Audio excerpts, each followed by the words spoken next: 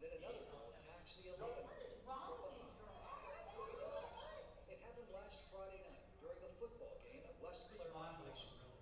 The video shows the two older girls got on top of the 11-year-old repeatedly hitting her in the head. Others broke it up. But I don't remember girls fighting. The 15-year-old went back and appears to kick the 11-year-old in the head. In my eyes, it was very brutal and scary thing for me and her. Robin Kramer, the 11-year-old's mom, says her daughter went to the game with her 16-year-old cousin. Kramer says she learned about the fight when her daughter shared the video with her after it happened. I got sick. I went to the bathroom and I had a breakdown. And it took me until Sunday to watch the whole thing. She was just Kramer freaked says out. the 15-year-old girl had bullied and threatened her daughter for months. Kramer provided recordings the girl allegedly sent to her daughter, including, "No one loves you, you're so effing ugly, and go effing kill yourself." She says her daughter had also said mean things about the 15-year-old. There was threats to beat up my daughter if they ever saw her. The 15-year-old's parents confirmed to the I-Team that she was involved in the attack. They say her daughter is also a victim of bullying and assaults, that she is, quote, mentally disabled, suicidal, and gets bullied every day in school. But her parents say that doesn't excuse what happened to the 11-year-old. It's just behavior that just shocks me that our children are acting these days, and clearly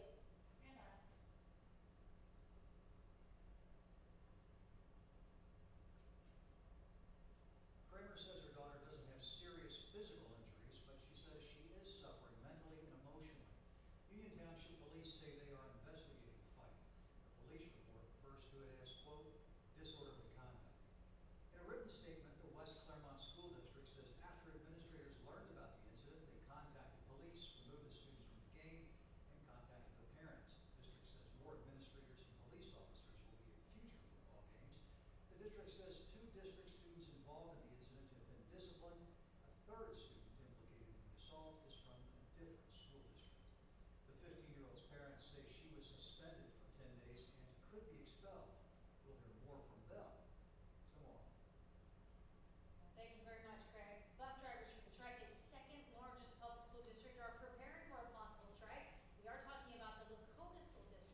Teamsters Local Union 100 is calling a meeting Thursday, wants all of its members in Lakota to be present. A letter sent to WCPO 9 says they plan to review and vote on the company's final contract offer. The union says it's been working under a temporary contract for the past 2 months.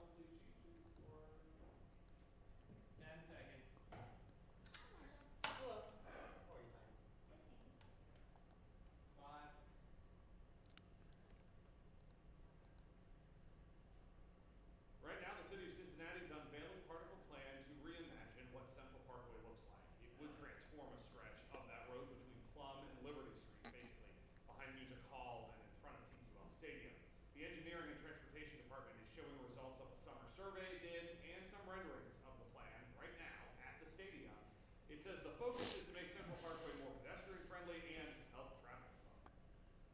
All right, we have now learned the emergency shelter of Northern Kentucky is at the center of 8 formal complaints. Now neighbors are voicing concerns over alleged city code violations. And take a look at some images we have for you. Litter piled up on surrounding streets, jugs of urine on front yards, even an unconscious man on the shelter's own doorstep. Aaron Wilbur lives in Covington. He says city ordinance requires all home shelters to ensure health, safety, and the welfare of all in the community, but he says that's just not happening. We pointed out pretty obvious drug dealing activity. The shelter's response was that when we knew the situation we were getting into, as if drug activity was already a massive problem in our neighborhood. And I can say The shelter says if neighbors felt ignored, it wasn't its intention. Despite the complaints, it has no pending violations, and just today, the city renewed its operating license for another year. Turning now to this, the next era of Cincinnati Bearcats football is kicking off this Saturday. It's exciting, too. Leading the Bearcats to their new conference, the new head coach, sports anchor Marshall Kramsky, is one-on-one with Scott Satterfield. All right, Marshall, he's got big shoes to fill, that is. So how's the coach feeling about this Saturday's opener? For about 9 months, Scott Satterfield has expressed his excitement coming to Nippert Stadium and coaching in a crowd like this. Getting wins, though, it's not going to be easy. Satterfield has a tall task ahead of him, replacing one of the best head coaches in college football, Fickle, with a competitive roster and a much tougher conference, the Big 12. Coach Satterfield opened up to talk about how he's ready for the future because of his past. how tired are you of kind of a block question? Well, I mean, it is what it is. You know, first year here, but I think we still settled in. And you can't wait to play that first So game. that means probably I think a successful year this year. Yeah, a lot of times I find our coaches doing kind of live vicariously through these guys. Your senior year at App State. What did that experience help you with the I mean, I go back really my whole career. What'd you say on that? Like, you know, when I first got my first start as a player, I had a terrible game. I mean, a terrible game. I think 5 turnovers maybe. And I go from first string to last string. Then you had to battle your way back up. I could feel for some of our guys when they, you know, maybe get promoted. So, hey, I've been there. Worked my way to the starting lineup. I, you know, started my senior year. We were in the field. So, I mean, you did really, really well. Listen, you're going to have some setbacks. You got to keep fighting. You got to keep putting the work in. While you're at App State, you have to They care about basketball and that one now, too. What was your biggest takeaway from that game that still used to this day? Well, Yeah, anybody it's a can beat disaster. anybody any given day, right? I mean, I think, you know, it was one of the greatest upsets in college football The history. guys, I will tell you this, the You know, we players, had a solid team, but I mean, Houston was number 5 in the country. You know, and I think it was big help to win that and game. the best players, Our guys went up the there, big took it defensive one play at players a time, in the ended NFL, up, you know, last play, blocking field goal, win the game. So, I think it just proves that, you know, if you have a bunch of guys playing for each other, and going out with a great plan and execute that plan, you got a chance to win. And I've used that, you know, my whole coaching career. I don't care who we're playing, put the ball down, let's go beat them. When you get to Louisville, you take over a team that's 2-10. That's actually winning the next 8 games in a row. What about that experience made that possible? And I thought that was some of the best coaching that I've ever been a part of. Proof that when you come in and everybody just comes together and they start, you know, fighting for the same thing as a team, then you give yourself a chance. What have you learned that you're implementing right now? What's different about this program? The DNA of this program is solid. It's really, really good. It still comes down to players. You know, you have to have the players that go out, that love football, to go out and make those plays. Now, we've lost a lot of really good players. Who these new guys will come in and kind of keep that standard where it's been. With so many new pieces because of the transfer portal, how do you implement that culture back? One of the most challenging things we have as coaches. I think this is huge to be able to come out to Camp High Ground and then really get that chemistry going. Because we need it more now than ever. For this first season as well. See where you are now. What is the biggest challenge that you did not expect? For me, it's the depth. You know, like our ones that come out and compete at a high level. yeah, You know, we're who are doing the next well. guys? No, everything's doing pretty well. They're gonna have to come out. Pickle, you'd ask him a question, he'd answer whatever the hell he wanted. Like it had nothing to do with the question. How do you get the right? Yeah, I mean, it's just. Maybe if it's sort of getting national attention and See you who's know, gonna rise to the challenge. he's really nice and he says it with a smile and conviction, but if you listen back to what he says nothing. That's how most What we like to call the football players. Who are your football players? Okay, the Athletic put him at 5.5 for wins, over under. I just said 6 wins is a successful year, so Yeah. I just read the article today from The Athletic. Justin Williams? I'm sorry? Was it Justin Williams who wrote it? I don't remember. I don't worry about that. Just need the information. That's no.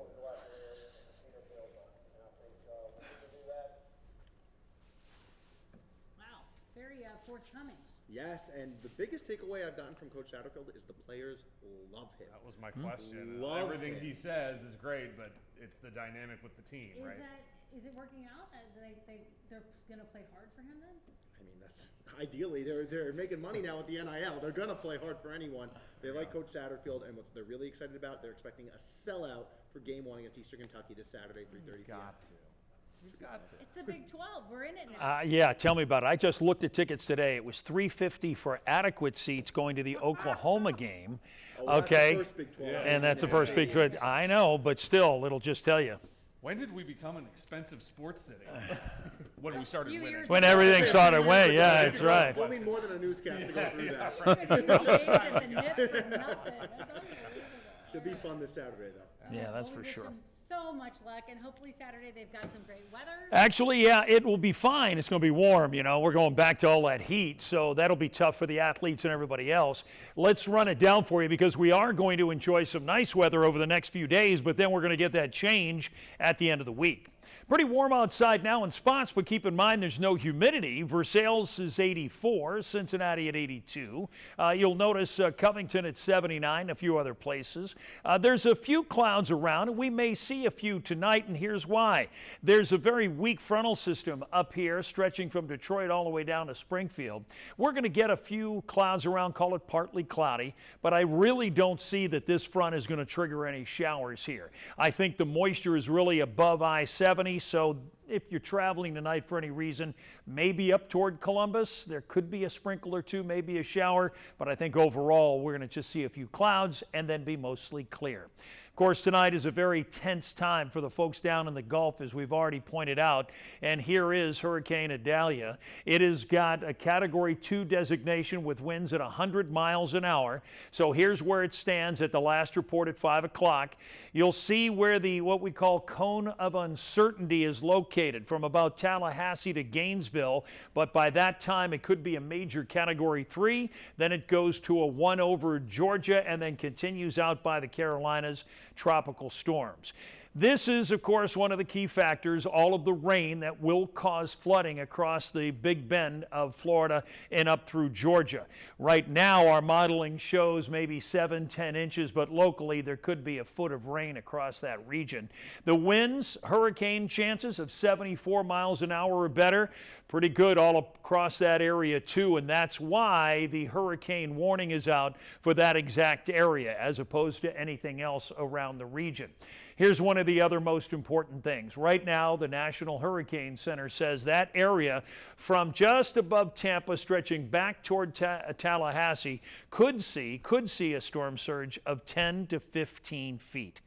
So that'll cause immense flooding across that region. So we'll be watching this as we go through the next 24 hours.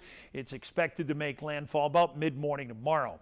We're going to continue to see just the pleasant weather until we see some warmer conditions at the end of the week. The winds are going to shift around and it's going to push up that warm, moist air, and we're going to be back into humid and hot starting on Saturday. Friday won't be bad, but Saturday, Sunday, Monday, it's going to be different. Here's your forecast for Cincinnati, 60 degrees, partly cloudy, pleasant, and then 77, mostly sunny tomorrow. Another beautiful day. As you look at it into Thursday, I've got 78 degrees and then 86, which is just slightly above average.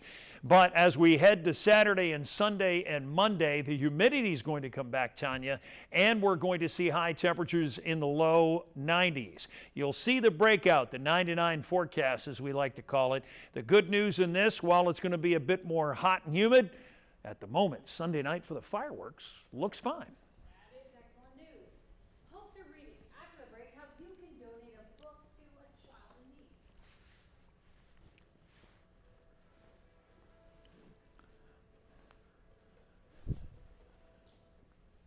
But no, not any book. You have to donate money. Right. And we'll pay Scholastic. Yes, sir.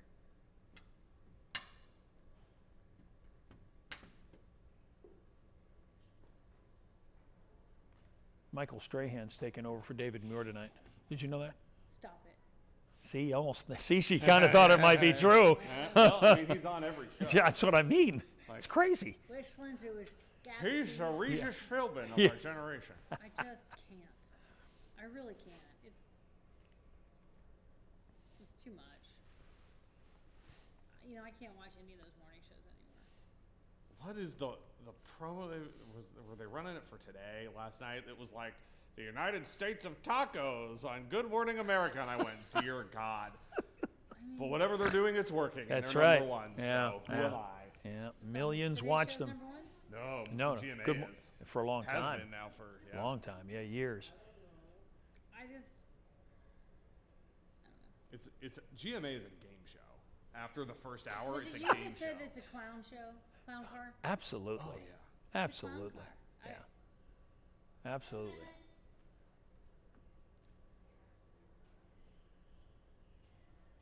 Do you Okay. want to do it? I mean, you have the 7 to do, so I don't care. Yeah.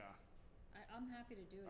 I appreciate that. I would prefer to go read the 7. I'll as do I'm it. starting it. I'll do it. Give them Steve's both. on I'll Just do it. because of the 7. He's got lots to do.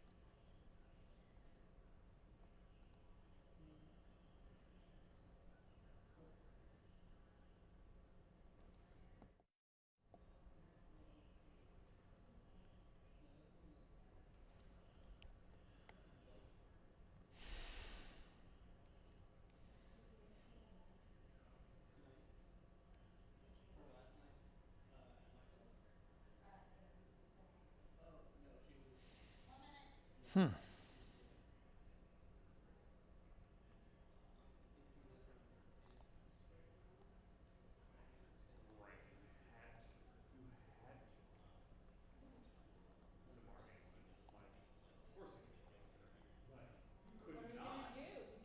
You can't. You would be forever the most hated franchise. Now, this man died on the field playing for you. You cannot put him on the roster. Let him be the water boy, if anything. Good Lord.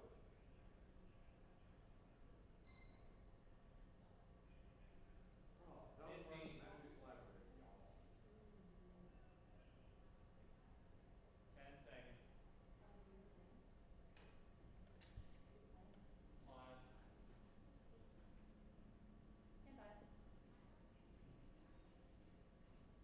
Starting next month, Dolly Parton's Imagination Library will be available in all 92 Indiana counties for the first time. The program gives free books every month to children from birth to age 5. It's already statewide in Ohio and Kentucky, but it was previously only available in a little more than half of Indiana's counties. The state government put $6 million in the new state budget to help expand it. If you give a child a book, you give a child a book. Please go to the United States Howard Fund and donate to the If You Give a Child a Book campaign. You could be part of you could be a hero, that is, of a child's story. Go to ifyougiveabook.com or text the word book to 50155. And if you can afford to, please donate. All right. Well, we move forward into 7-Eleven, keeping an eye on that hurricane. We'll have an update then. I think World News will too as well. Yeah. Strengthening as it goes. We'll see you at 7. Pushing that line. I'm like, shut up, Evan. I like to thread that needle and wasn't make someone I wasn't sure you had it. You know, to make keep sure in mind, someone if you back run there over and we don't run that, they sweats. kill you. Oh, that's right. Yeah. I really wish they would stop putting If You Give a Child a Book as the last thing because we go, Yep. Yep. Right. It's a good Also, idea. I mean, I we've kind of like- exhausted that kind of. Oh my God, it's every newscast, which I get, but like, but do you Put it in other spots then, you know? well, right, yeah. Yeah. mix it up? I'll talk to them about that. Like, dude, you're killing me. Yeah, I'll say something. Cannot. I'll be first in there. I'm gonna leave this. I'm gonna leave this right here, and try not to fall asleep standing up. Like this is just the first day of this. I'm gonna want to be tired. How you been? Good. Yeah. Good. Thanks. Yeah. How's my good friend JD doing? He's Good. He's limping around because he twisted his knee playing golf. Oh, he did? Like, yeah, he's on the golf course today. Like meniscus tweaked? Or are we He worried said about this? No. Well, he's not. I am. I constantly worry about everything. And I do. Stand by for Alexa. And I'm like, Joey. Hmm. 3, 2.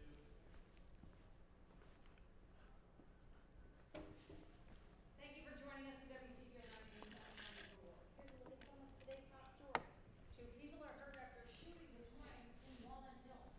It happened, and officers say they pushed the section of Gilbert Avenue and Oak Street for a couple hours after it happened while he investigated. Members of 2 victims showed up at the hospital and had gunshot wounds. They say they're expected to be okay. No word yet on who the suspect is.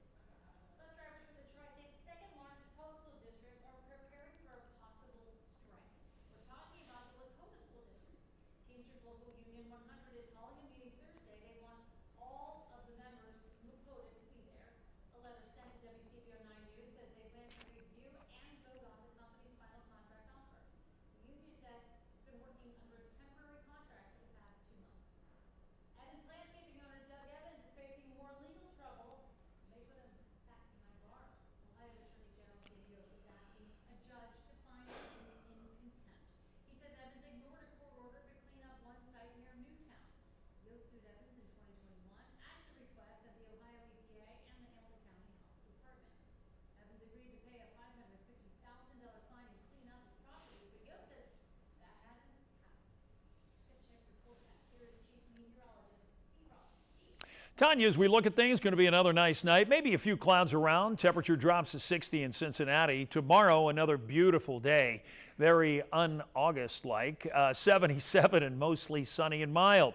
We're going to continue to see some nice weather this week. Thursday, a little warmer Friday. Gets hot for Saturday, Sunday, and Monday for the big Labor Day weekend. But it does look clear for Sunday night fireworks. Not that you hear Steve, but bottom line, he's limping around, putting ice on his knee, and then today goes, I'm gonna go play golf. What? No, we got it done. Thank you. He's like, yeah, it's a great day. And I mean, they said like their summer recess, so to speak, is over next week. So I think he's trying to cram it all in. But yeah. Well, so he called me. How many times a week will he have to be up there? He's up there every other week for a day, 2 days. But Wait a minute, so that one night. much? Every other week. For 3 2 days? One No, I overnight. was being facetious. Oh, I know, Yeah. so much. But because he's now entering, he could start campaigning September 1st. Oh, okay. So he's like, starting next week, he's gone like 3 nights, and he's like all over. Oh yeah, I the bet state. he's gonna have to get that done. Statewide. Yeah, yeah. So yep. So he's kind of like, ugh. Do you term out or age out in that position? I thought that's what that was. 70. You can no longer run after you're 70. You can be over 70. How does the timing work out for him? So if he wins, you get a 6-year term. 6 year. So that would be next year. He would get a 6-year term if he won. Okay. And that would put him at 73 when he retires. Awesome. Oh, so he is gonna. Nice. Nice. And double dipping the whole time. Finally. Kill me. Come on. So I'm going to hear about more trips to Positano and to Let's just start. and with- Mykonos. And these churches have all of these fabulous conventions and retreats and stuff like Really? that you're supposed to go for continuing education. They're like in Hawaii. Yeah, of and course stuff they like are. that, Right? Of course they are. And Joe's like, we're not going on one of those until he'll take his online or whatever it is After, yeah, right. after the election. But then And then game on. everyone. Every single one. Because they pay for it. He has to pay course. for my plane fare, but I am, and my food, but I'm in this room. But Wow. also, you imagine this. I want to just throw this at you. Yes. Should JTV win next fall? Mhm. Should. Yeah. That will be the most dangerous man in Ohio politics. He's never running again. He cannot, no one can force him to recuse himself from any case. 'Cause it's Really? the Supreme, the only way he can be forced off the bench is if the entire state house impeaches him. You're kidding me. That's fantastic. So he can really He can do. start doing. Oh, nice. Okay. I mean, yeah, Nice. ethical, right? But No, of course, of course. like, But, wow.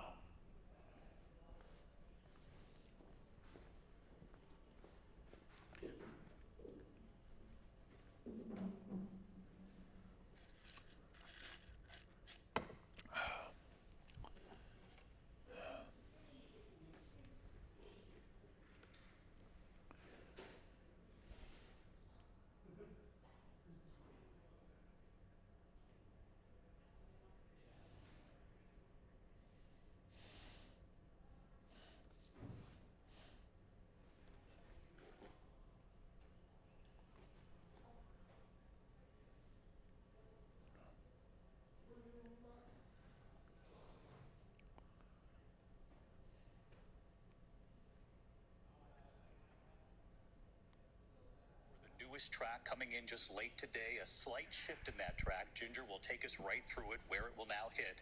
Hurricane Idalia now about 200 miles from Tampa, moving at 16 miles an hour. Expected to make landfall north of Tampa. So let's find out where. And of course, we always know that this path could still shift. Let's get right to Chief Meteorologist Ginger Z, where the winds are already whipping tonight on Treasure Island, Florida. Ginger? Hey, David, we will be with you for every wobble of that track overnight. But right behind me, the darkening skies, the outer bands of Idalia. The center is about 150 miles to my southwest. That thing is charging north, though, and it is going to race toward the Big Bend, which is far from here, but we will still see impacts as far south as here. Already have, as you showed. A quick look at the radar tells you, and the path, that this is the Big Bend, that Appalachia Bay area. Cedar Key, Steinhatchee, all in line for a tomorrow morning landfall. It stays a hurricane even into South Georgia, then stays tropical storm, South Carolina, North Carolina, late tomorrow into early Thursday. And when we're talking about impacts well beyond the cone, this map shows you those tropical storm warnings all the way to the Outer Banks, hurricane warning, Apalachicola, down to Bradenton. It also goes through Gainesville and right at the coast. Number one way we lose life and property is storm surge, 10 to 15 feet. We're talking moving buildings type of water. That is that Steinhatchee, Cedar Key area where we could see that unsurvivable condition as it makes landfall tomorrow morning. Then it's about the wind, knocking out power to so many people that live in that hot pink color there. You can see 110 plus mile per hour winds that go all the way through South Georgia. We'll have tornadoes. We'll have rain on the order of 6 to 12 inches. And David, I think that the National Weather Service in Tallahassee said it best. You shouldn't compare this hurricane to any other because you can't. We have not had a Cat 3 or higher hit this part of Florida since records began. Yeah, you always remind us of that, and the National Weather Service also saying it tonight. You cannot compare it to hurricanes before. You have to take this very seriously. Great to see so. She just said that. Ginger, thank you. She just said that. Going through this, millions of Americans in the path of this. Good Lord. Right now, this is shifted a little further What a north goon. as Ginger just pointed out. Still Tampa General Hospital tonight, right on the water, building what's called an aqua fence to protect it from the surge. The airport closed, and they are very concerned, as you heard Ginger report there, about the storm surge right up the coast. Also on the ground tonight, Senior Meteorologist Rob Marciano on the rush to prepare. Tonight, the outer bands from Hurricane Idalia now impacting Florida. Rough surf in the Keys, flooded roads in Fort Myers Beach. The community so hard hit by Hurricane Ian less than a year ago.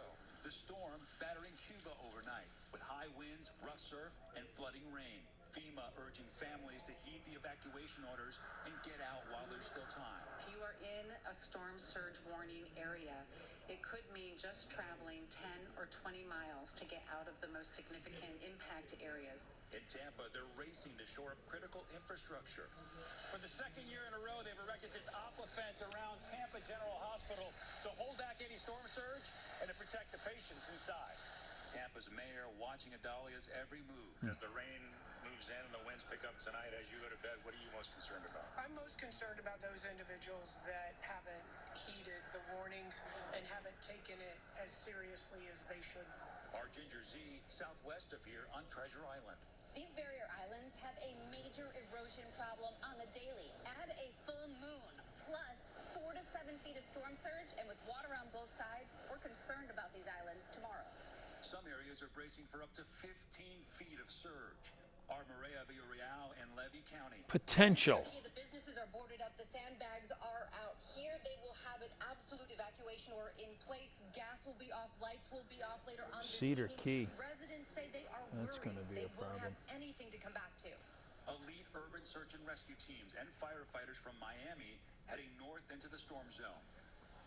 Idalia now moving north at 16 miles an hour. It's accelerating, which in part could be a good thing. It will limit the amount of time over these warm Gulf waters, but hopefully keep it below a Cat 4 and 5. But it will carry its momentum well inland. So towns in and around Gainesville, Tallahassee could see destructive winds. We could see hurricane force winds as far inland and as far away as Savannah.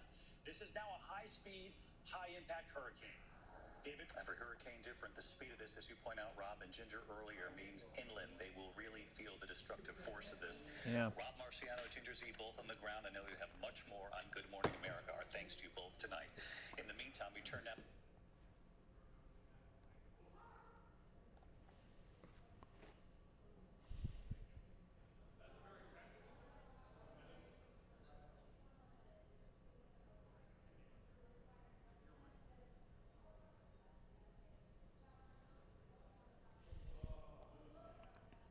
Campus lab in court. Your Honor, Mr. T has been charged in 2 counts. First one being first-degree murder. 34-year-old Tai Lei Chi, a Chinese citizen in the U.S. on a visa, also charged with possession of a weapon on educational property. An interpreter inside the courtroom to translate the proceedings. Authorities say Chi, a graduate student in the Department of Applied Physical Sciences, shot and killed his academic advisor, Zhu Zheyan.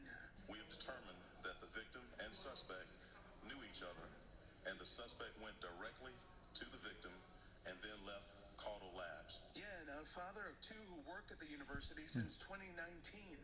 The suspect, a member of Yan's 7-person research group, the 2 co-authoring at least 2 papers, according to the suspect's LinkedIn profile. The deadly shooting on Monday afternoon, triggering alerts that sent students scrambling to shelter in place, officers clearing buildings 1 classroom at a time. Hey guys, you guys are all fine, okay?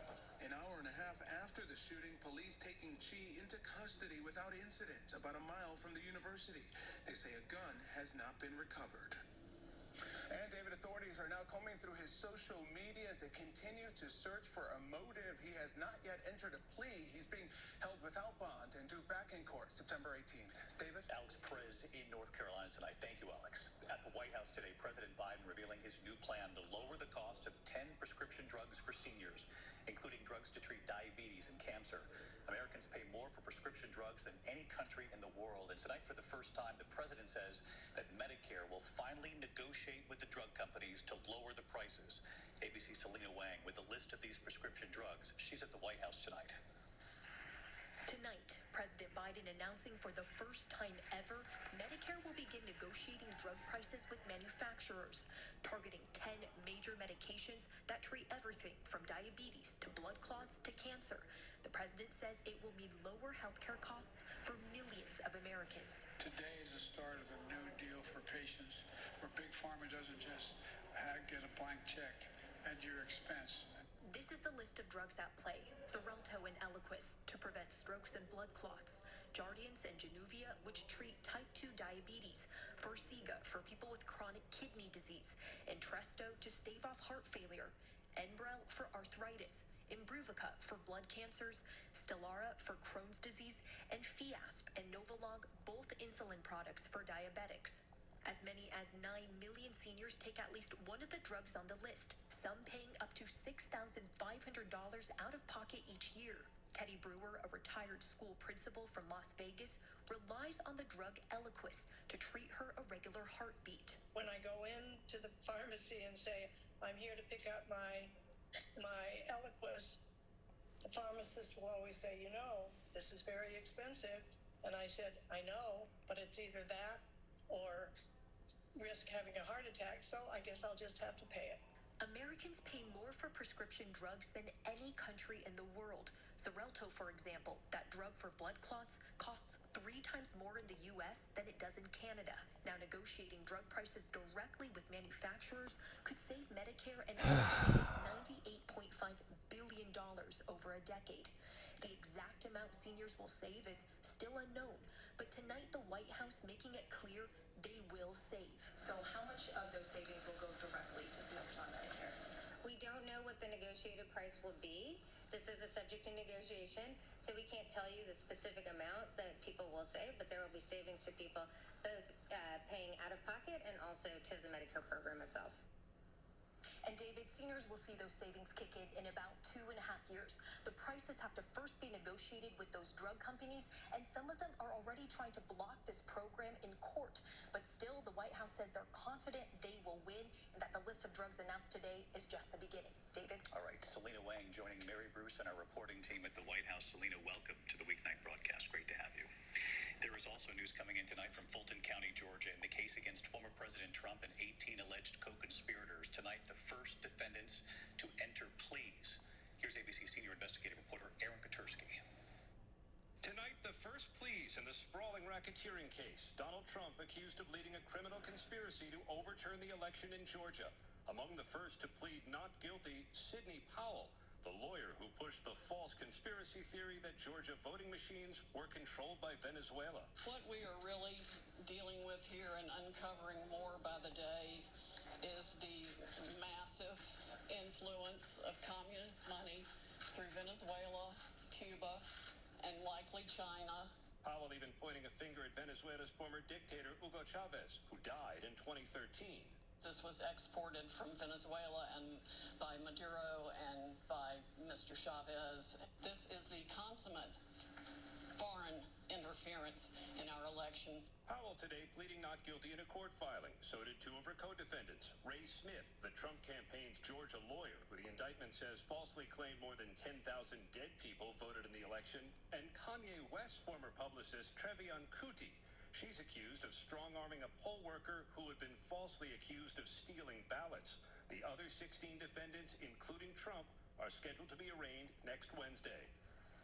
District Attorney Fani Willis told the judge she still wants to put all 19 defendants on trial together, but David, one defendant is already trying to stand trial on his own, and another, Mark Meadows, Trump's former chief of staff, is still trying to move his case into federal court.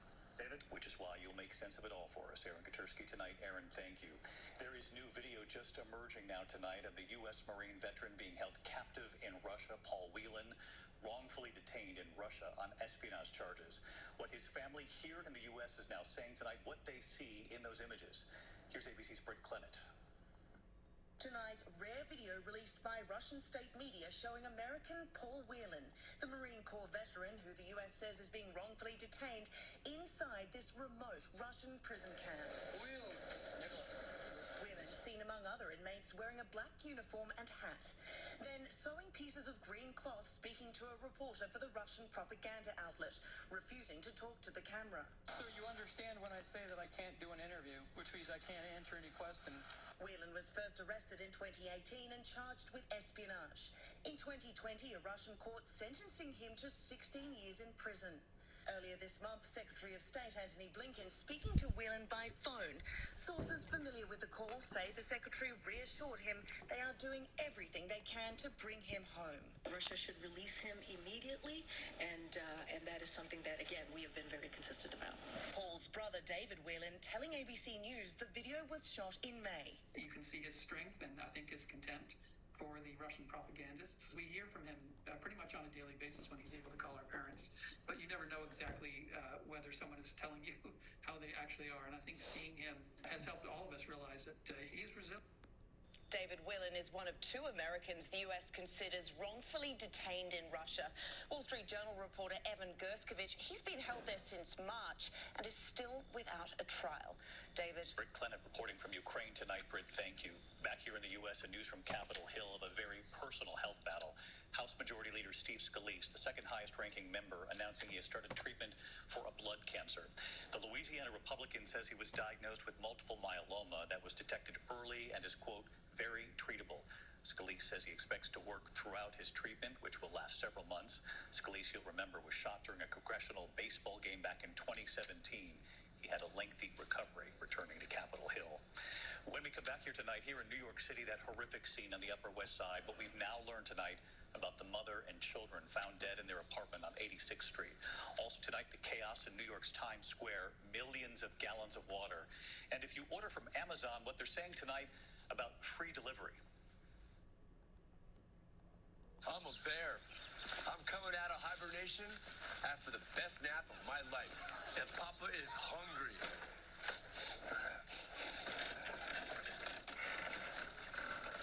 And while you're hitting the trail, I'm hitting your cooler. Oh, cheddar. I've got a hot dog bun. And your cut rate car insurance might not pay for all of this. So get all safe and be better protected from mayhem. Like me. Roar. I will never again lose to my brother, decided Issa, because I've switched to consumer cellular, and now I get the same coverage he's got for half the cost. I'm the one who wins. Birds, when freedom calls, we're here to answer. Astapro Allergy.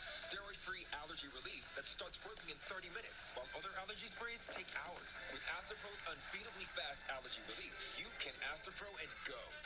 You founded your kayak company because you love the ocean, not spreadsheets. You need to hire. I need Indeed. Indeed you do.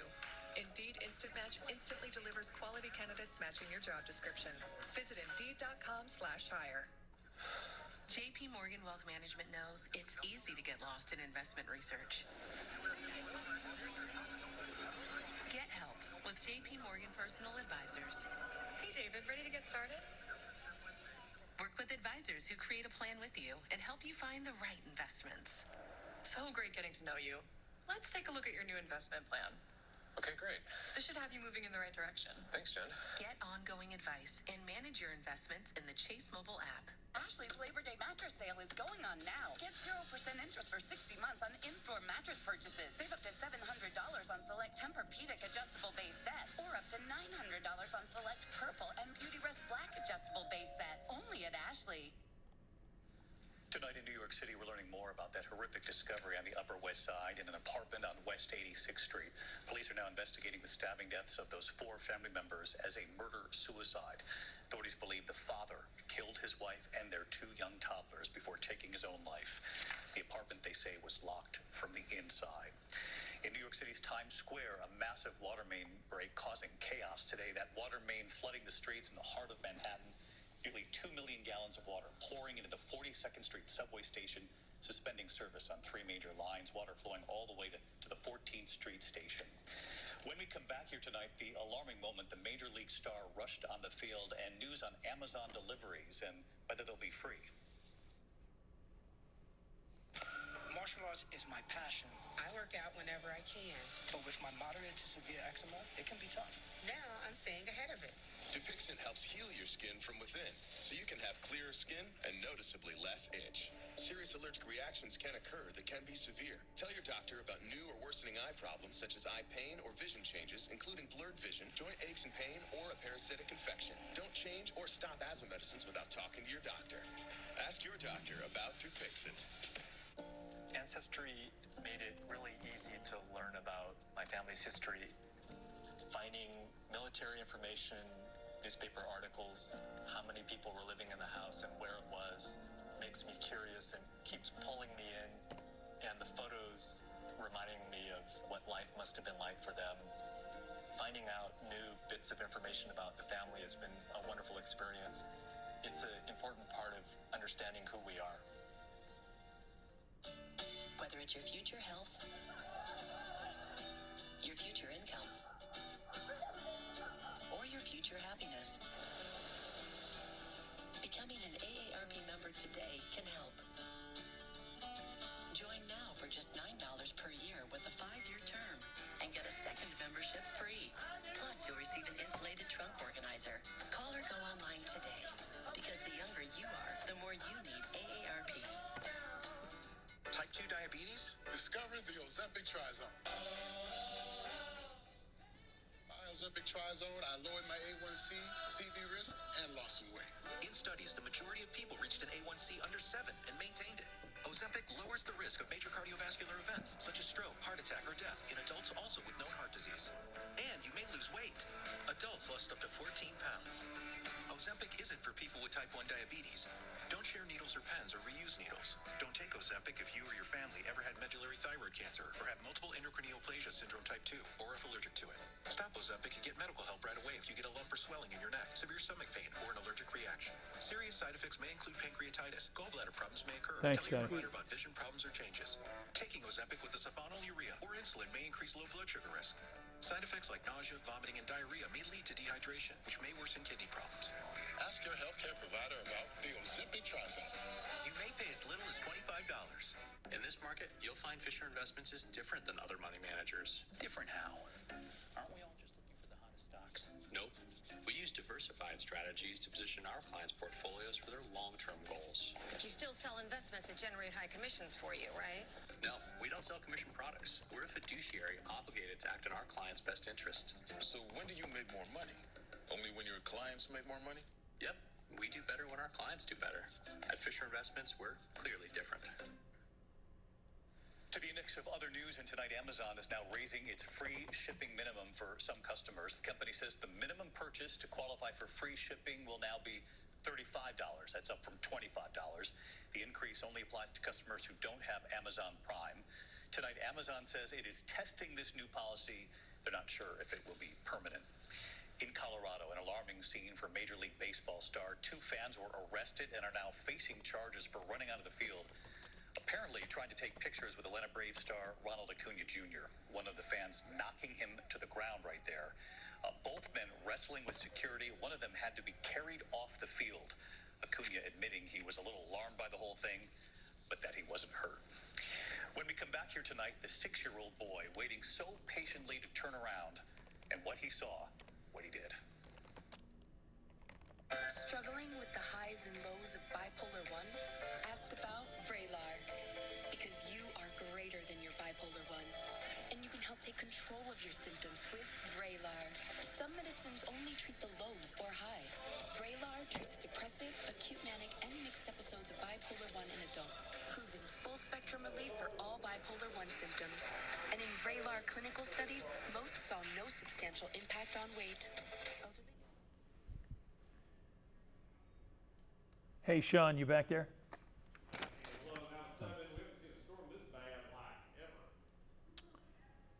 How much time do you want me to take here at the top? I could do a lot if you have it. If not, I can pare it down. Okay, got it. Thank you.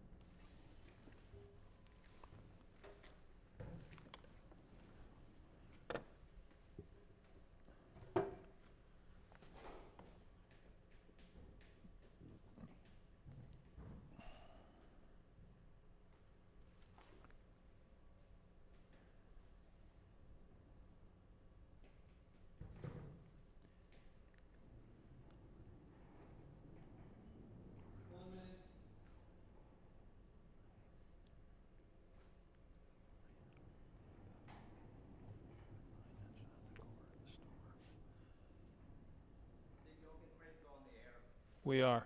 You are? Yep. Thank you. Sure.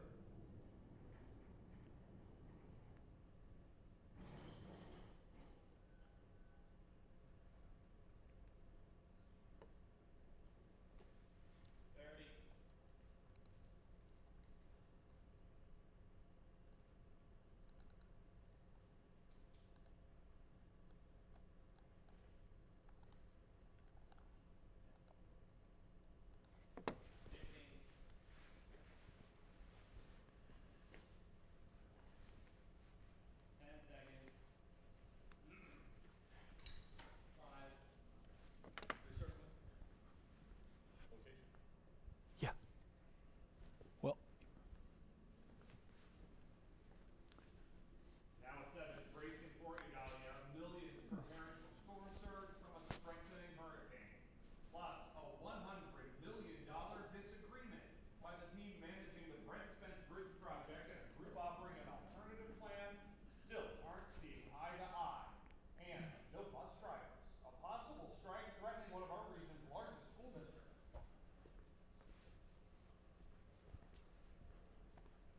First tonight at 7, a look at Hurricane Idalia from NASA's International Space Station all across Florida. Seeing that, preparing for landfall to come in the morning. Right now, Idalia is a Category 2 hurricane, but it is strengthening. There are orders to evacuate in places tonight, and those staying are preparing for the worst while hoping for the best.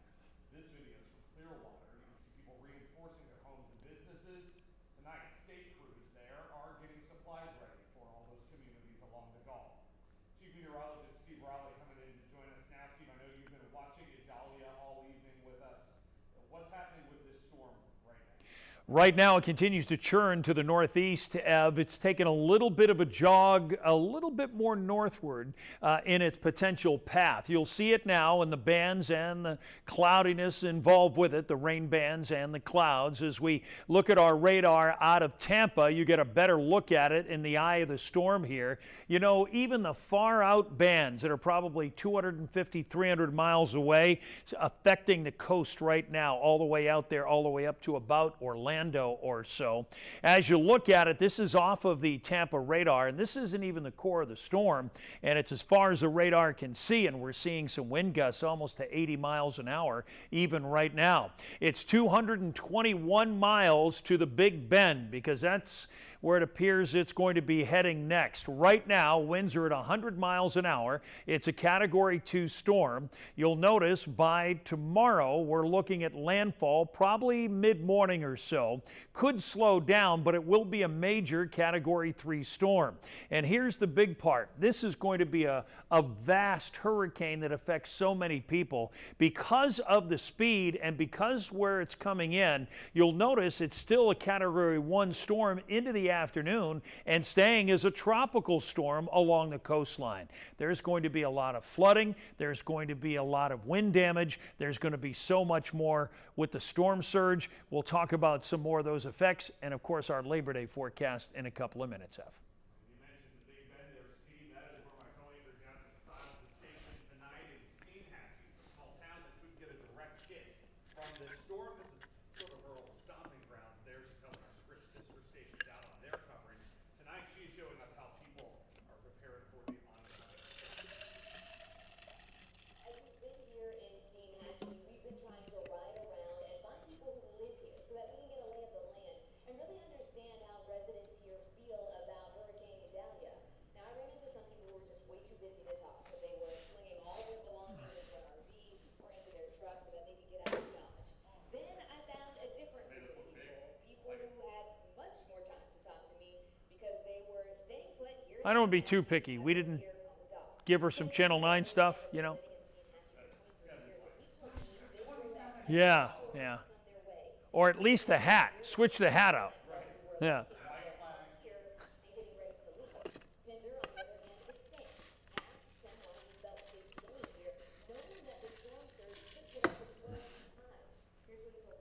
If I lived right here, I'd move.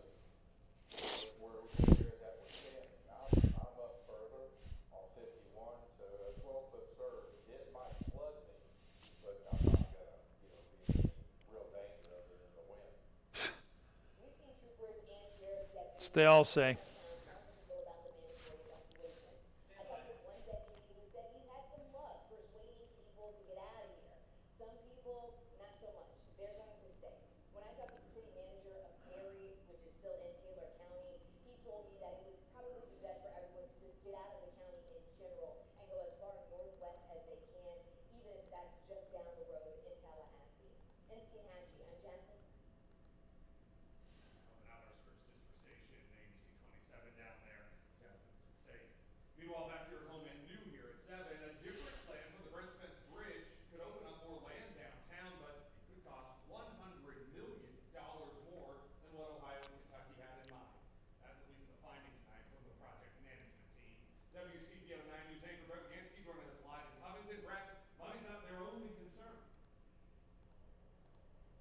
That's right, Evan.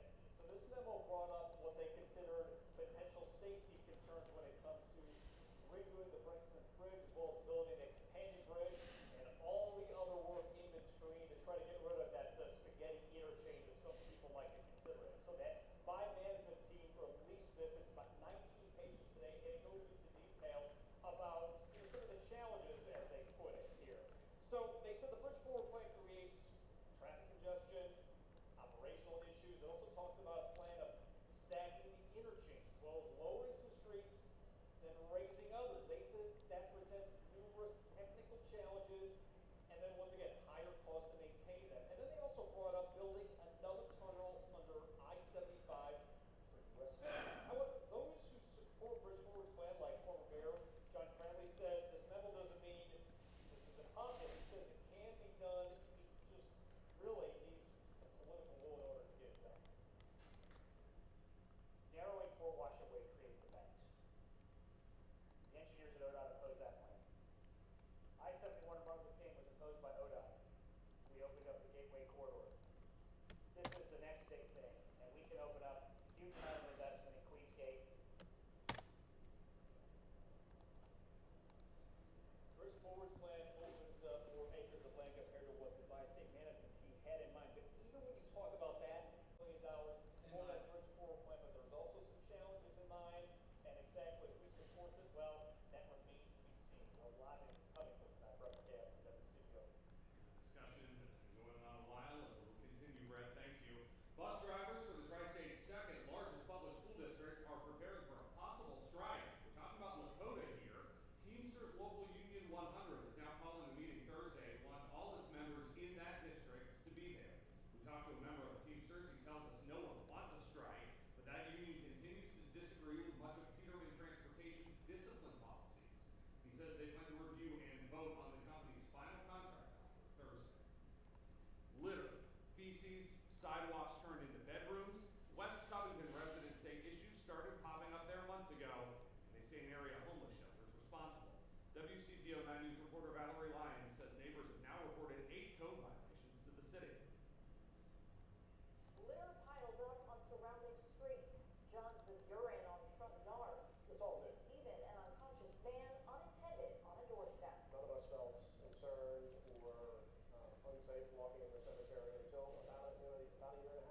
About the same time, Aaron Wolford says the emergency shelter of Northern Kentucky opened its West 13th Street facility. Our concern is that we're not sure that the emergency shelter is fulfilling those obligations under the ordinance. Wolford is talking about Title 11, Chapter 24, which says area shelters provide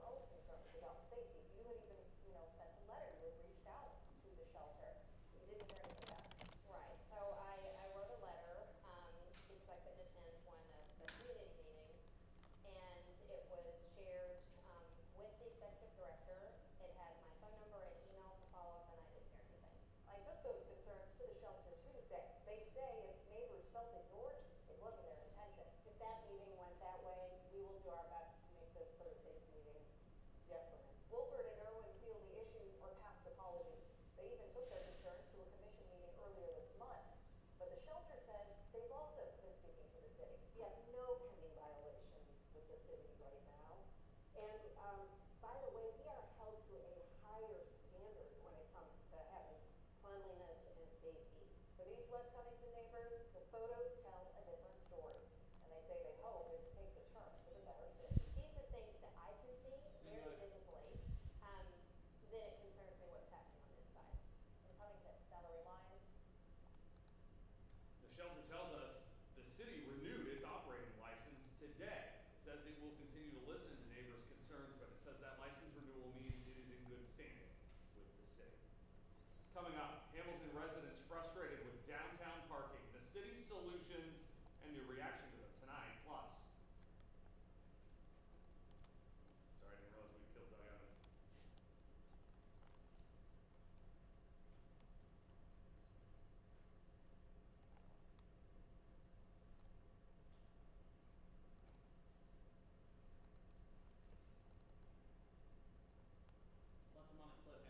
Yep, my bad.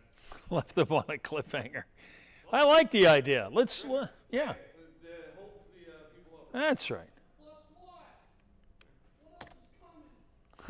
Cheryl, he said there was more. Get in here. I have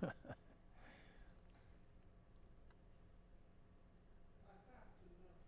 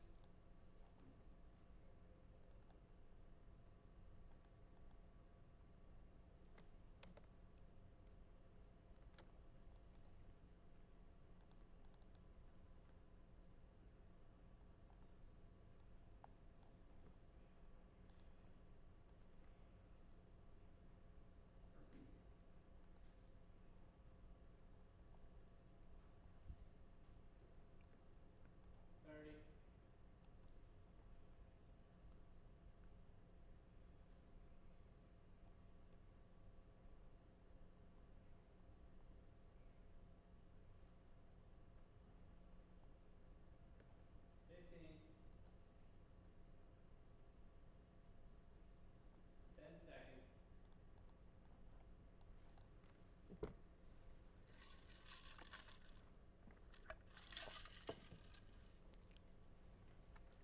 Some people in Hamilton say parking's always been a problem, but as that city grows, they say things are getting compounded.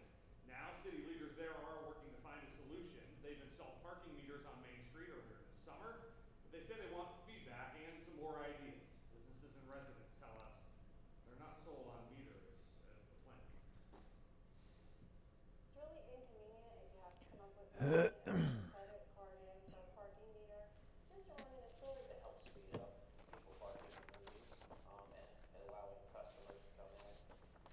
Hamilton's already planning to build a new parking lot near two new developments on Main Street, and leaders say they're still working on an overall parking plan that could mean more paid parking or parking spots with time limits.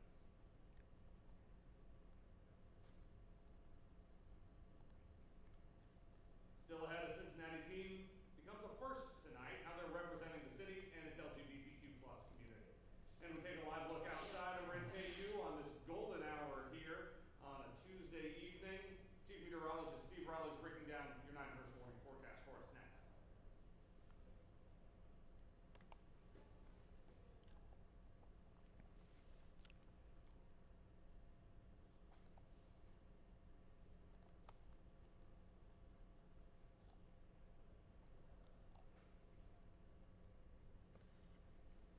Sure, Sean, got it.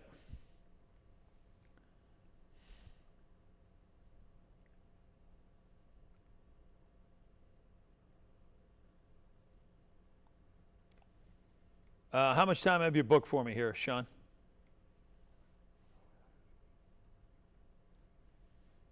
Great. Thank you.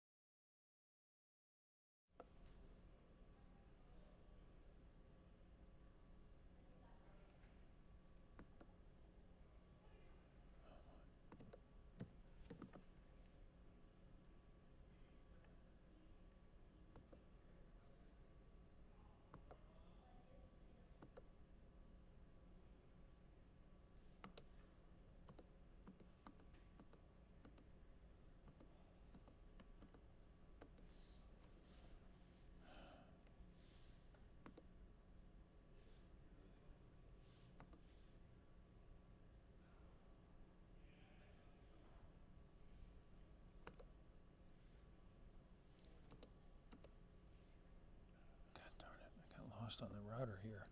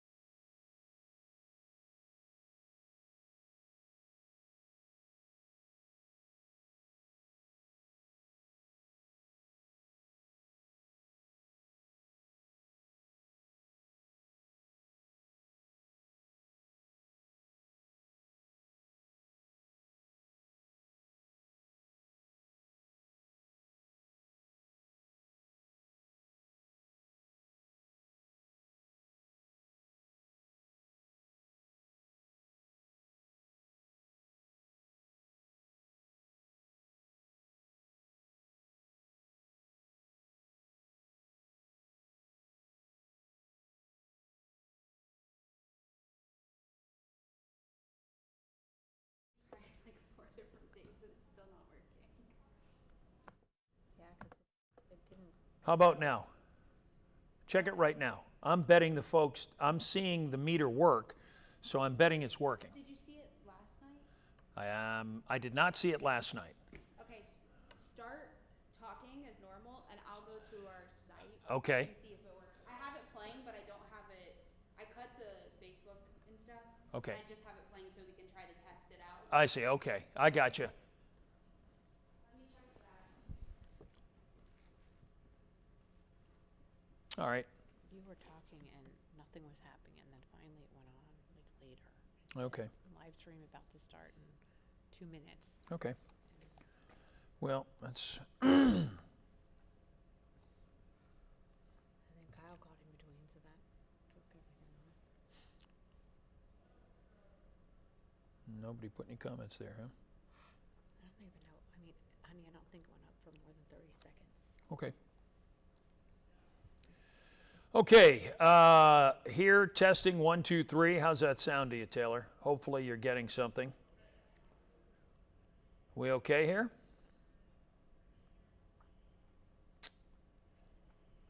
One, two, three. All I did is turn the mic off and on, so I'm guessing maybe that button needs to be replaced because I just went like this a couple of times. Okay. Okay, I think we're live here. This is Greg. Hi. I'll back off now. No, she said to start the countdown over and then. Oh, okay. Then get back into it. But okay, all right. We heard. That's why I ran back here because all of a sudden when I saw you backwards. Okay. There it is. Okay. All right. Well, there you go. All right.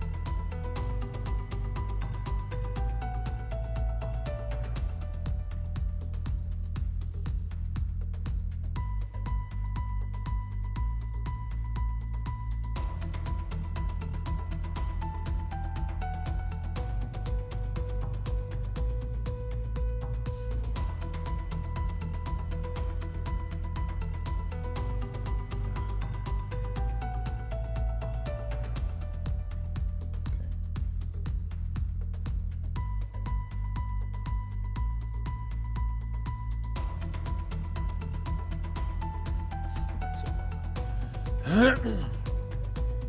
right. Well, second time's a charm. All you have to do is do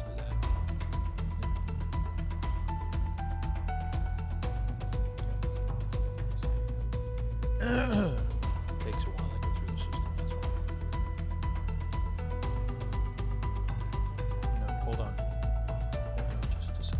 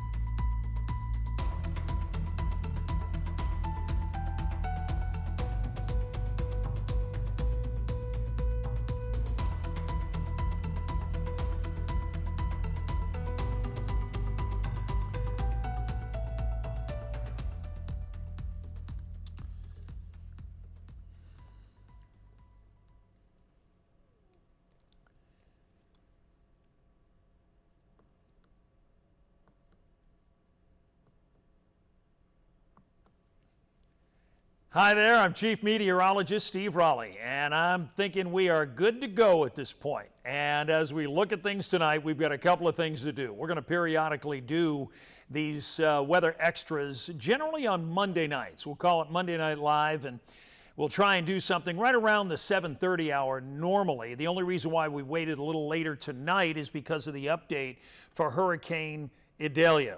We are now seeing that it's upped itself in a little bit of a strengthening here in the last few hours.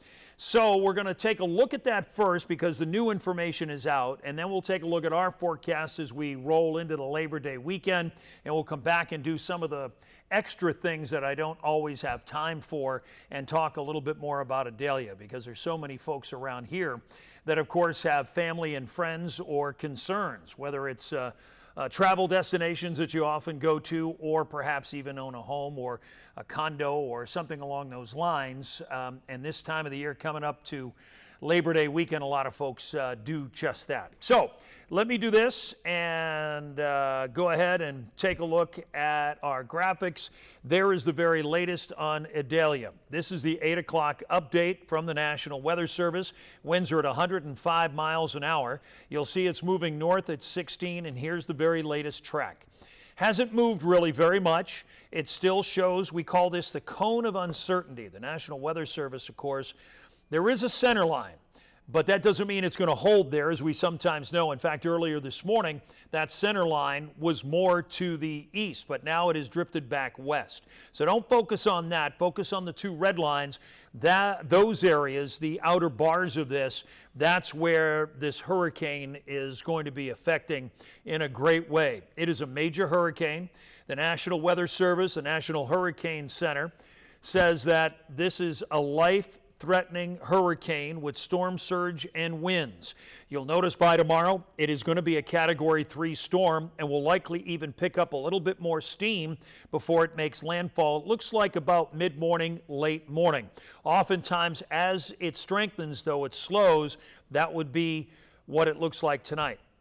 The other aspect here is look up further in the cone of uncertainty there past Tallahassee, and you'll notice going into Georgia, going over Valdosta, Georgia, as a hurricane, as a Category 1 storm, before the land starts ripping it up and it drops to tropical storm strength and then runs the coastline in the Carolinas, from South Carolina up through about Myrtle Beach or so in North Carolina, and then out to the east. So there's the very new track for the Hurricane Idalia as it's from the National Hurricane Center. So we'll have more on that coming up. But now I think what we'll do is we'll go ahead and take a look at our own forecast, and we'll check out some temperatures around the tri-state with our live cameras. As you look at it, you'll notice that we're generally clear skies, temperatures from the upper 60s to the mid 70s in spots, but it's all clear. It is going to be a beautiful evening and a gorgeous morning around here. This is the story on our satellite picture. You'll notice a little bit of cloudiness here from Detroit, Fort Wayne down to Springfield. That is a cold front that's going to swing through, and as I'll show you in a moment, it's really going to do a couple of things for us. One, it will bring us the cloudiness, but I don't think it's going to bring us any rain.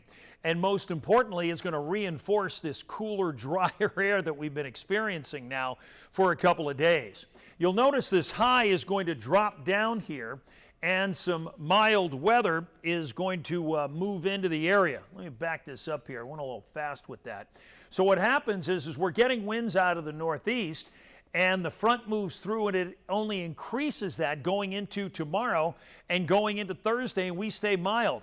We're looking at temperatures in the upper 70s for the next couple of days here before we start seeing the real hot weather as we get to Friday and going into the weekend. So this high is going to start shifting, and so watch the coloration here. You'll notice we go from that kind of yellow middle of the road color into that darker orange kind of tinged brown as we start moving up the warmth. What's happening is that high is going to shift and bring in warmer, moist air. And so, yeah, we're going to get temperatures that are in the 90s, lower 90s as we get to Sunday and Monday, and the humidity is going to be there, so it's going to feel probably mid to upper 90s again as we head into the weekend. But until then, we'll enjoy some nice weather.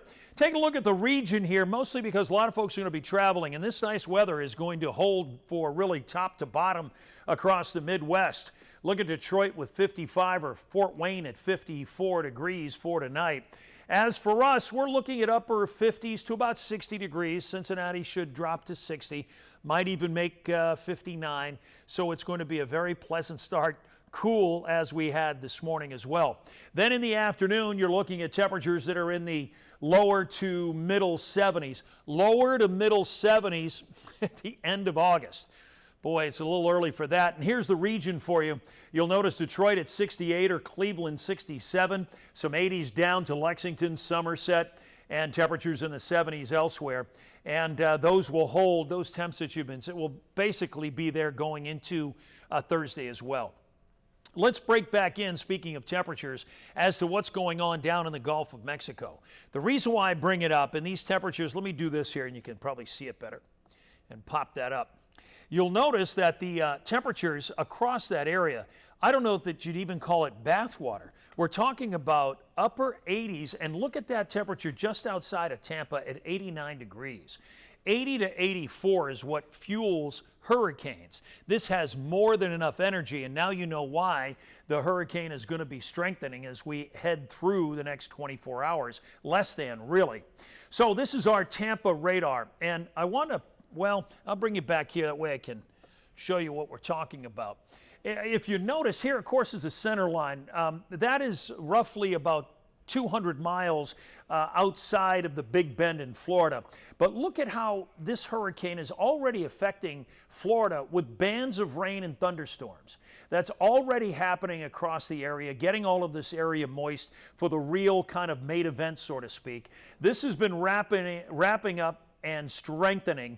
You can see this better. Let me do this, and you can see the eye of the storm again. And as you look at it, yeah, that indicates a strengthening going on, and that's what's happening right now. Now, out, and this is not in the middle of the hurricane where the strongest winds are located. These are the bands picked up by Tampa, and we're already seeing 60-mile-an-hour gusts across the area. Look at the wave heights. These are current stats on wave heights, and you'll see where I chose the one there is maybe off center of where the highest ones are, just out to the west where it's wider there in the middle of that purple. That's likely showing up with about 30-foot waves. Okay, again, let's play this through so you get to see it for folks who might just be joining us. Here's the very latest from the National Hurricane Center, and you'll see right now the cone of uncertainty stretching from Tallahassee down to about Gainesville or so. This is going to really cause some issues across this area. Let's start first with the rainfall. After you take a look at the entire track, you'll notice it heads out to the east, thankfully falling short of Bermuda. Now, as we look at the rainfall up through that track, you'll see everybody affected along the peninsula. And then our current future rainfall data shows 10 inches of rain over Tallahassee, but localized rain, according to the National Hurricane Center, could very well reach 12 inches, a foot, if not more, in spots. Now, that whole purple line that you see there, that's all going to be anywhere from 7 to 10 inches. And you'll see how this particular hurricane is going to be affecting several states. It's going to affect Georgia and the Carolinas with this heavy rain, and of course, all of the high winds as well. And let's not forget about the storm surge. That's when the water goes closer to the shore, and just before it does, it acts as a seesaw or a teeter-totter.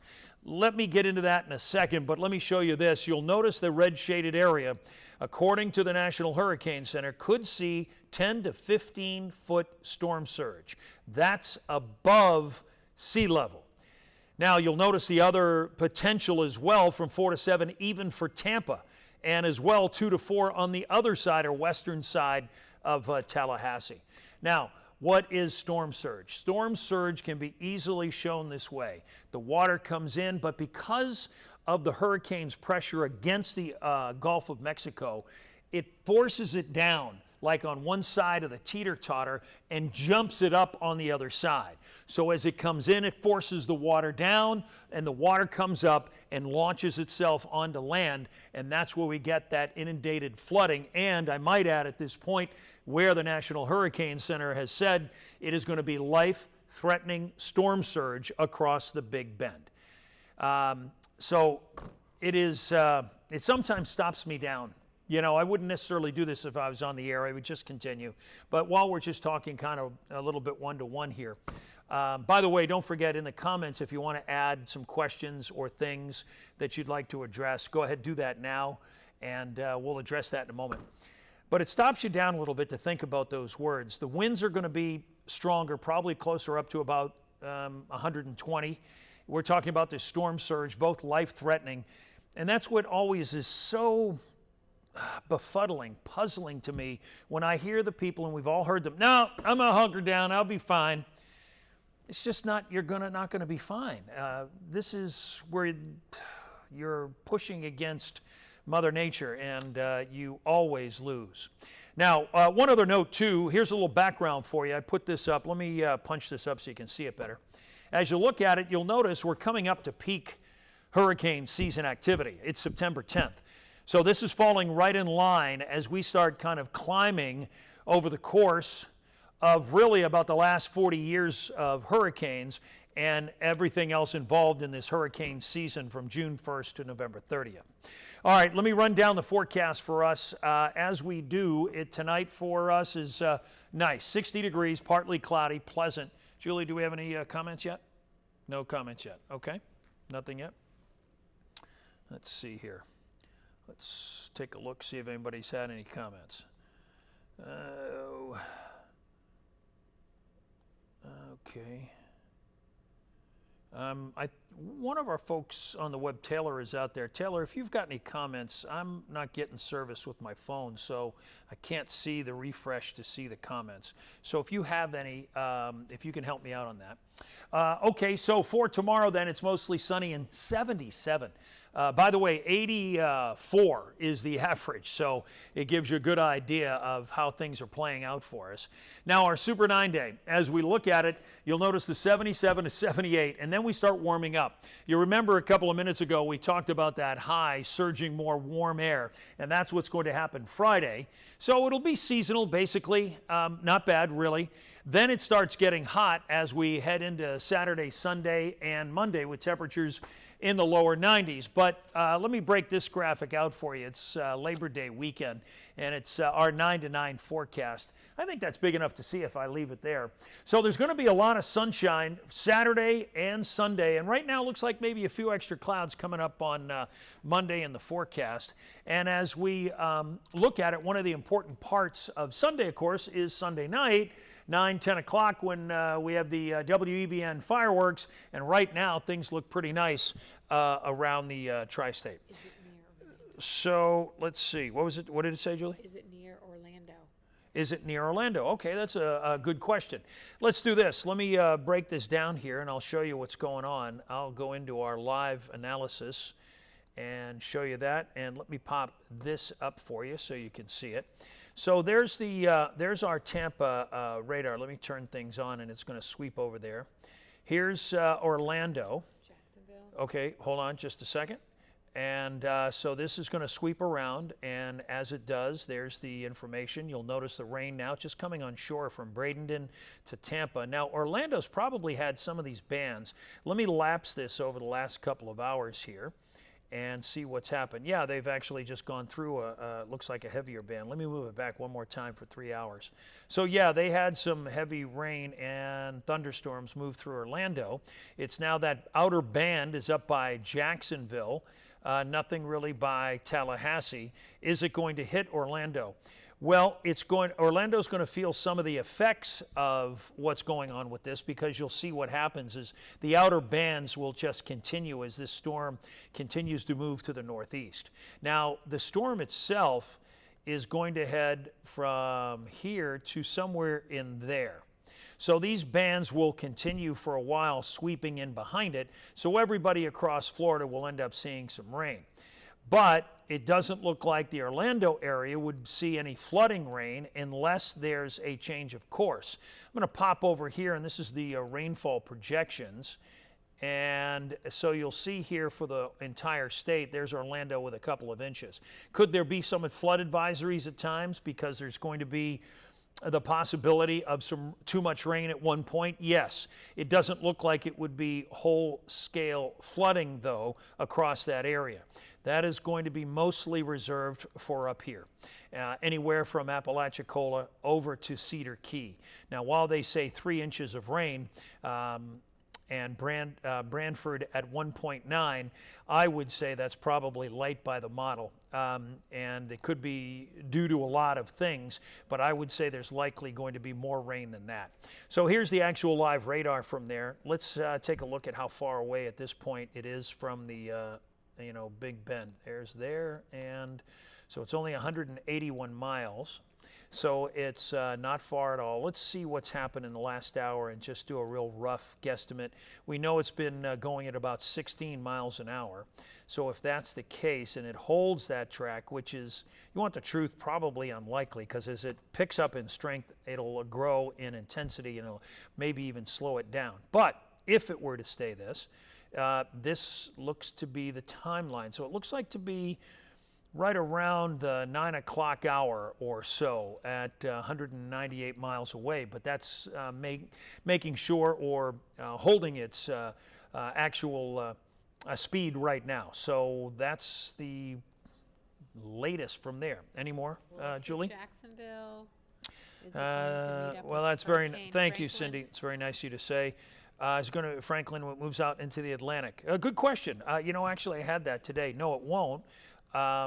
Hold on one second. I'll need to flip this over here for a second to because naturally we don't have radar data out there. So there's Franklin out there as well. And, Franklin right now, I just want to double check on the update. Hold on a second. It has winds 125 miles an hour at the latest update. Here. So you'll see where Idalia is, and look how far up through Atlanta it's already affecting that area. Now, Franklin, the poor folks in Bermuda, let me take this off. I got to find Bermuda. I got to take this off for a second, so I'm going to switch this to radar, and there's Bermuda out here. Okay, so if we circle it, that'll give you an idea when I put all of this back on. So you'll see where Bermuda is. To say they were lucky is an understatement. The power of the storm with that kind of thing would just wipe buildings pretty much to the foundations across Bermuda.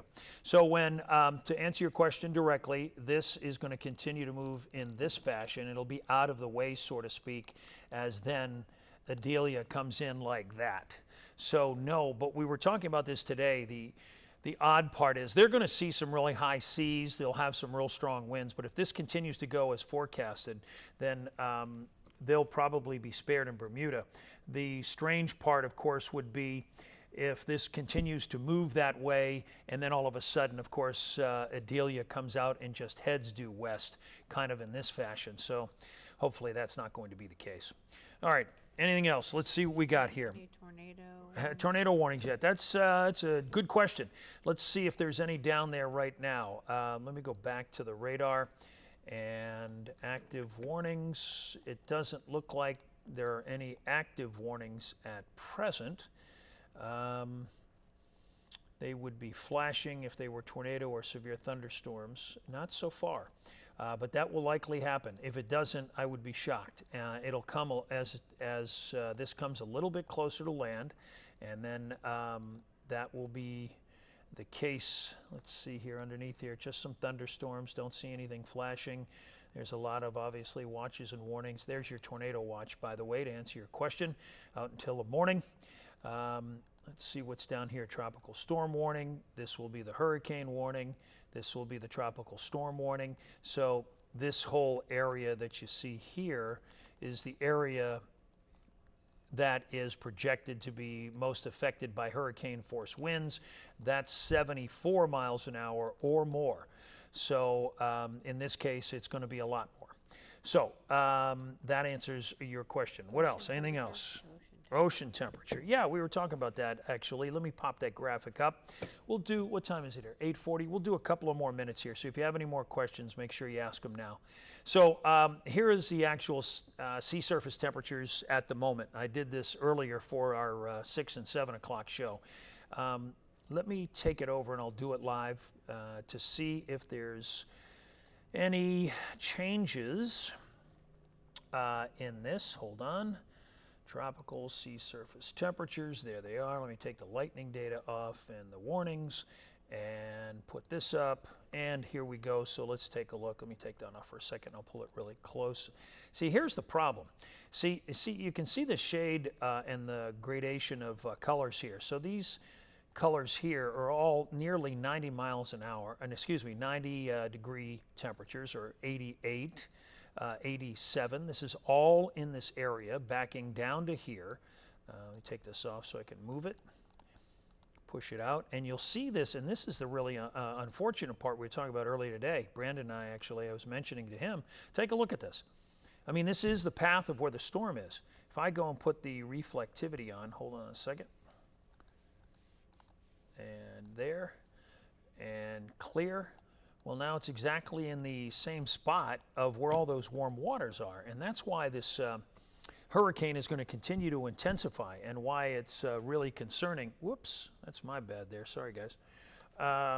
That's why it's so concerning for so many people, because that's going to be an issue. Let me just glance here. If they're landed down to turn to the northeast, I'm just reading the discussion from the National Hurricane Center. They have internal discussions for the meteorologists to read so we can see what they're thinking. As a measure to peak, the pressure is falling, still fine initial intensity. Yeah, key message. Yeah, let me read the two key messages for you here. Key message number one, let me take you back here for a second. Key message number one is catastrophic impacts from storm surge, inundation of 10 to 15 feet above ground level, and destructive waves are expected somewhere between Ocilla River and Yankeetown, Florida. Life-threatening storm surge inundation is likely elsewhere along the portions of the Florida Gulf Coast. That's key message one. Number two, there is a potential for destructive, life-threatening winds with a core of Idalia moves onshore in the Big Bend region of Florida, with hurricane conditions expected elsewhere in portions of the hurricane warning along the Florida Gulf Coast. This is going to be extremely serious. This is going to be probably a loss of life situation, and also total destruction, especially for what's right along the coastline. It would be unusual not to see that, given how much of an intensity jump this will be moving to into a major Category 3. So I'm hoping you don't have friends and relatives down there. Okay, so I think we've... I'm sorry? Yeah, we talked about that. Yeah, about not affecting... Oh, I see. That was a different person. Okay, Yolanda, I see. What's the likely affecting Jacksonville? Well, it's going to affect Jacksonville in a big way because this rainfall is going to happen, because this storm is going to be moving from here, somewhere along here, and then continue up and then start bending out. It's going to be on a potent side of the storm, and keep in mind, I'm going to do this roughly, so don't take this for gospel, but right about this area here it's still going to be a Category 1 storm. So as a result, that Category 1 storm that you now can see more boldly is going to be affecting Jacksonville with a whole lot of rain. So I'm hoping there's not terrible flooding there, but I would suspect there's going to be flooding there. To what degree is going to really matter how this moves across the area, but I would suspect there'll be flooding in Jacksonville as well. I was surprised to see some of the rainfall totals there, as I mentioned a few moments ago, if you were with us, that were so light, quite frankly. Okay, so if there isn't any another question? It hits the Atlantic again. You know, that is certainly a possibility, but my guess is, and let's just see what the sea surface temperature is out that way. Let's see, tropical sea surface temperatures, and let's pull it over here, and it's somewhere in this region. Still pretty warm, So it certainly is going to be possible. Take a look at some of these totals, temperatures. And so, yeah, I mean, it certainly could stay, and it's forecast to be a tropical storm. Right now, of course, and let's just do that. We'll end here with the track again, and let's do this so everybody gets a chance to see it. So let me punch this up so you can see it better. And there it is. So right now, there it is. It's located, what do we have, about 200 miles or so from the Big Bend. So as I do this, I'm going to do this manually so we can stop it here. So there's overnight tonight. Pull it down a little bit closer. You see it's at 105 now. Expected to be 115 overnight. And once it hits that really warm waters, it'll likely slow down. It couldn't gain intensity even before it hits. We'll see. Then it's going to move through this area. And you'll see the cone, as we call it, of uncertainty. And there's Valdosta. Talked about that a little bit earlier. Then it's going to move up, and it looks like through Savannah and Charleston. And then it's going to start breaking east, as we talked about. And there you have it there through Wilmington. Interesting story. I covered Tropical Storm Floyd through Wilmington. And myself and photographer were cut off. A tropical storm actually was coming in from the Atlantic in the fashion here out of the south. And it sat over that area, and it actually created an island out of Wilmington. And so we couldn't leave for 3 days because the Cape Fear and the other river down there that I can't think of ended up flowing out of its banks. And so it cut off the interstate or any way how to get out. So then it continues to move out, but at this point, this is highly suspect as to where it goes. But certainly, you'll notice some of the winds are at 50 miles an hour. At the moment, let's see here. Trying to look at anything that could steer it. Doesn't really look like there's much there. It looks like it looks like it would just probably keep coming around, but we'll see. Okay, so with that said, any other specific questions, Julie? No? Will it intensify when it gets out there? Oh, that was the one, that's what she was asking. No, it likely won't intensify, not according to the National Hurricane Center. But honestly, when you're getting out that far in a forecast cone, the reality is it's not as sure a forecast, let's put it that way. So there's an update for you to Idalia and our own forecast. We'll do this on Monday nights. We'll call it a little Monday Night Live. Tonight we did it because of Idalia, and we'll probably keep doing this as we go through the week up until we probably see that there's some safety involved here. So that way, if you have friends and relatives, which it sounds like some of you do, you'll get a good update and you can be able to ask your questions as to what's going on. So Steve Raleigh here saying have a good night, and we'll see you hopefully at 11. If not, make sure you tune in Good Morning Tri-State in the morning.